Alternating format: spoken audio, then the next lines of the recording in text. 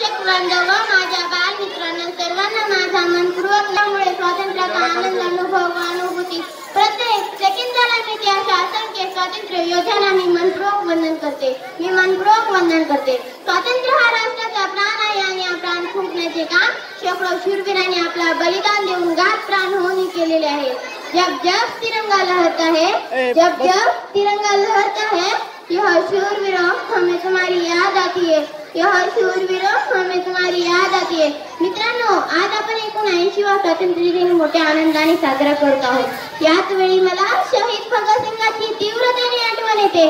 मला नेहमी असं भासत असतं की या स्वातंत्र्याच्या वेळी भारत माता शहीद भगतसिंगाबद्दल मोठ्या गौरवाने, मोठ्या अभिमानाने म्हणत असेल की या भूमीवरील संकट होणे काळ जरी कोसळला असता, या भूमीवरील संकट होणे काळ जरी कोसळला असता, निश्चित माझ्या पुत्राने, निश्चित माझ्या भगतसिंगाने तो छातीवरती झेलला असता.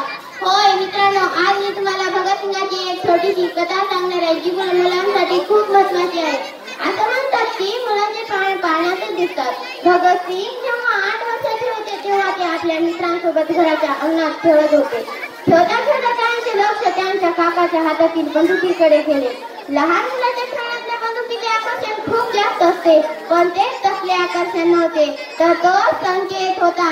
काय होता हा संकेत? छोटा भगत काकांना विचारतो, चाचा यह क्या है और इससे क्या होता है?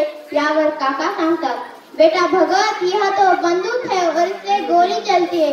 इसका इस्तेमाल हम अंग्रेजों को हिंदुस्तान से बाहर भगाने के लिए करते हैं, पर अभी तू छोटा है, पढ़ाई कर. या 4 वाक्यांचा या छोट्या मुलावर इतका परिणाम झाला की याच बंदुकीने आपल्याला इंग्रजांना हिंदुस्थानातून बाहेर हाकलून द्यायचे हा एकच चळवळीनं तो सर्वत्र वावरू लागला. मित्रांनो, मला तर आश्चर्य वाटते. हा छोटा भगत, हा छोटा मुलगा असाच एका दिवशी छोटा भगत काकांबरोबर शेतात काम करायला गेला होता. काका आंब्याच्या रोपाची लागवड करत होते. छोटा भगत काकांना विचारतो, चाचा आप क्या कर रहे हो? यावर काका सांगतात, बेटा भगत, मैं तो आम के पेड़ लगा रहा हूँ, इसको बहुत सारे आम आएंगे, वे हम सबको बांट कर खाएंगे. हे ऐकताच तो पळत घराकडे सुटला व काकाची बंदूक घेऊनच परतला.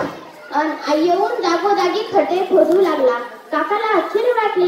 हा छोटा मुलगा, हा छोटा भगत एवढ्या उत्सुकतेने खड्डे का खोदत असेल? काकाला प्रश्न पडला. काकाने भगतला विचारले, बेटा भगत, तुम खड्डे क्यों खोद रहे हो?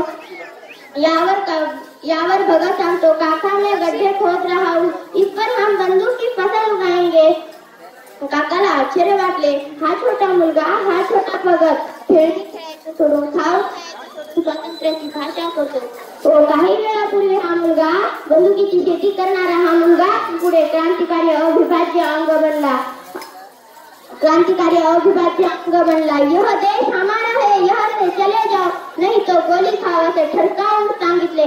मित्रांनो, भगतसिंग फक्त 21 वर्ष जगले, ते पण आपल्या स्वातंत्र्यासाठी. ते आपल्यासाठी फासावर चढले.